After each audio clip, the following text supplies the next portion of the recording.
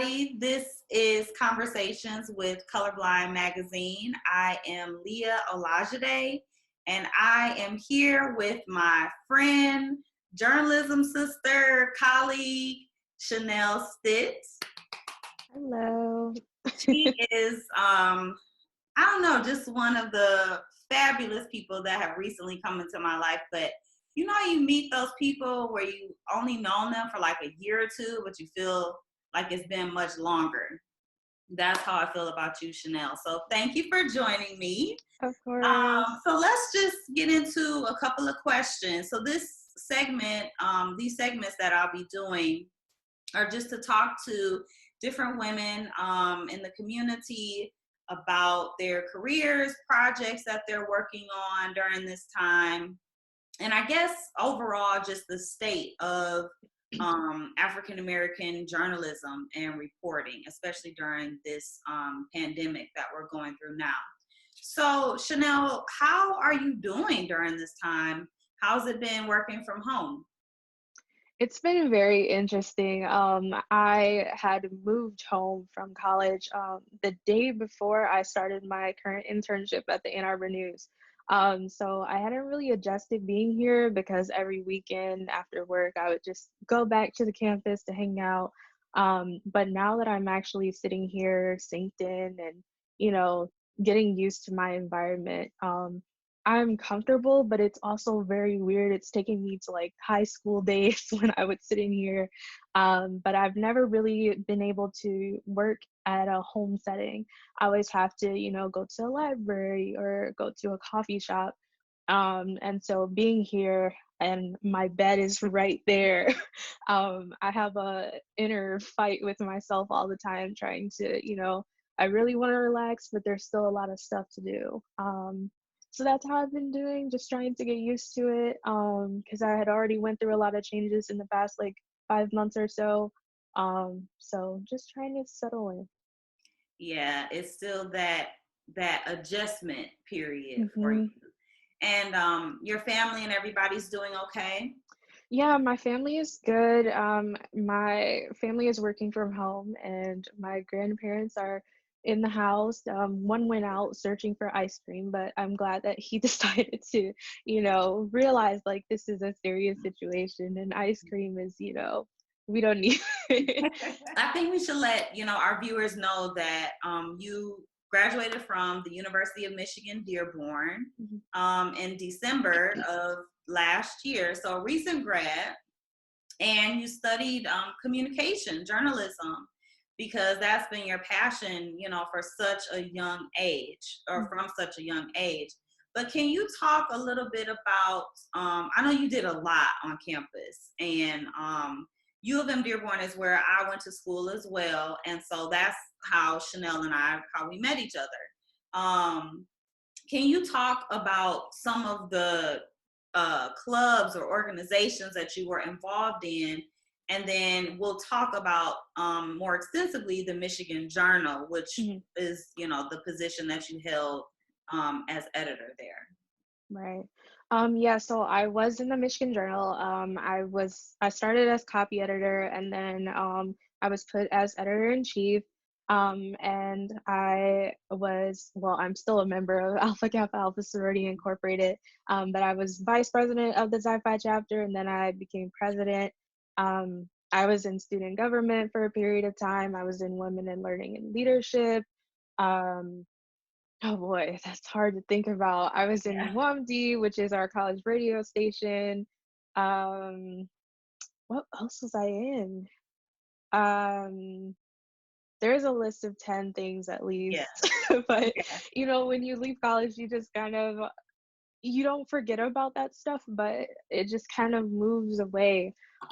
So that's what I've been realizing a lot lately. Like a lot of my severe involvements are still with me, but the ones that were just, a couple months, like those are gone.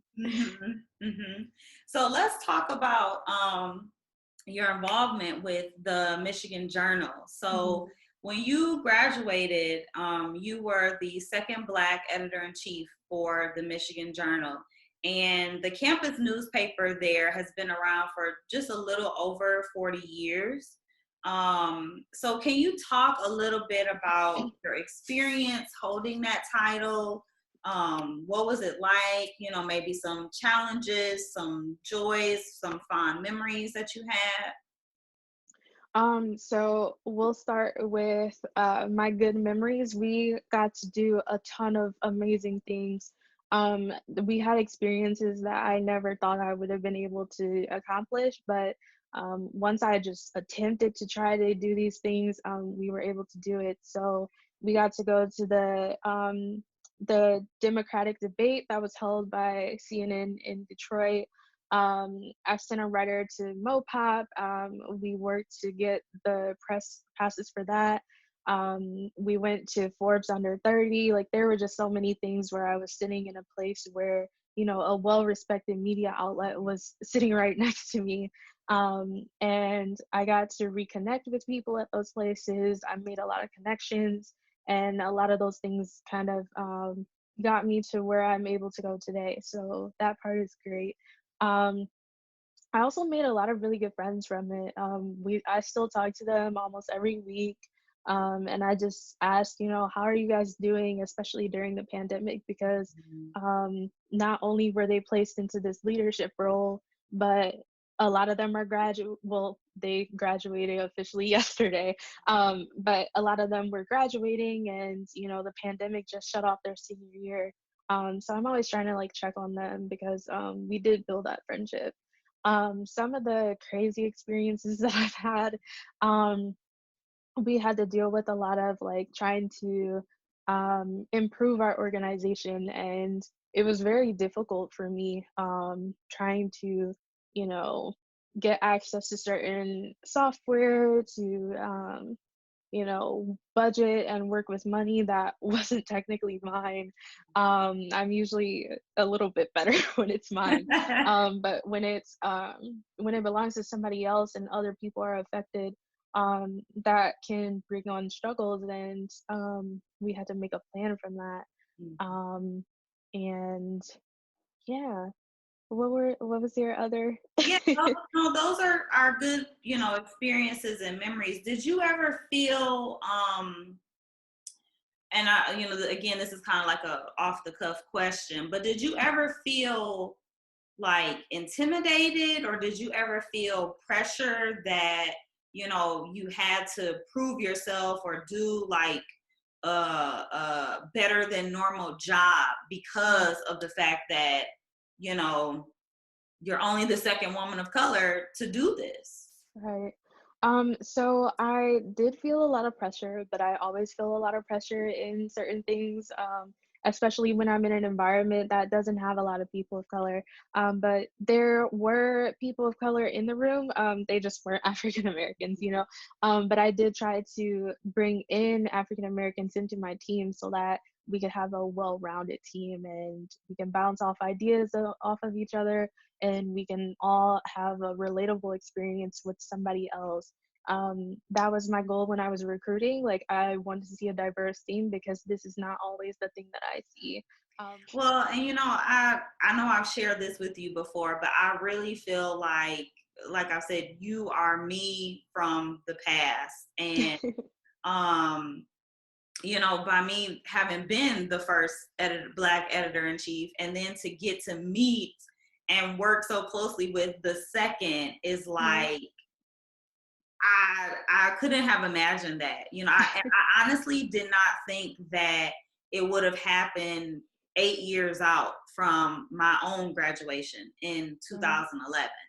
So that kind of gives me a lot of comfort and hope and encouragement, knowing that, you know, hey, we don't have to wait another 40 years, you know, for there to Yeah. be another person of color to lead this newspaper, which has changed, you know, so much, even just from Mhm. the time that I was a student to, you know, when you were there, taking over the paper. So it's just a joy just to know you and to be able to say like, yes, we were able to work together and, you know, Yeah, support and encourage each other. So the MJ, I know, will always hold a special place in both of our hearts, definitely. because we know what it's like to to lead something like that. Yeah, and it was very weird. Like when I started an internship, I was like, wow, I'm at the bottom again. Like Yeah, how yeah, does this work? But yeah, yeah, it's just a learning experience. But you were able to offer me a lot of advice and, helping me with trying to figure out what was going on all the time. yeah, So I would come to your office, I'd be like, okay, this happened, what do I do? yeah, But yeah. yeah, We had that's so always really many good helpful. conversations. Yeah. You said what? I said we had so many good conversations. Yeah, Yeah, because it was a crazy experience. There was so much going on. There were yeah, still classes, and so it's just crazy. yeah, yeah. I'm telling you, you remind me of myself. Crazy Yeah, during college and refused yeah. to stop. So I think you said something interesting too, that when you started your internship, it kind of felt like you were starting all over again. So Hmm. now, in this role of being a journalist, an actual journalist, and with what's going on with the pandemic, and quite frankly, even if the pandemic wasn't happening, journalists of color, we're needed, and it's Hmm. very vital for us to um, share our stories and from our community and our culture and from our perspective.